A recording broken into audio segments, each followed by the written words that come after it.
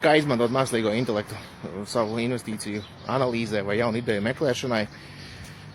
Jāsaprot, ka mākslīgais intelekts nav orākuls, kuram tu paprasīs tad vienkāršotu jautājumu vai tā kā tur džinam vai vēl kaut kam, ja? Viss notiksies, nē. Bet es varētu teikt to, ka mākslīgā intelekta rīkus var izmantot kā savas zinkārības, jeb vēlmes uzzināt vairāk par uzņēmumu, kā viņš strādā, kas, kāpēc.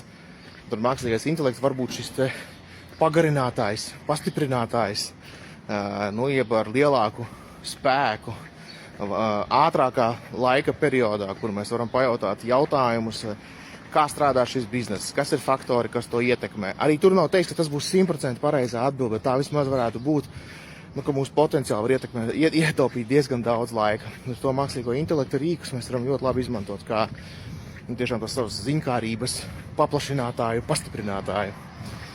Bet nejautājām viņam tādas padomas tādā orākula stilā, kas ir labākā investīcija un bla bla bla.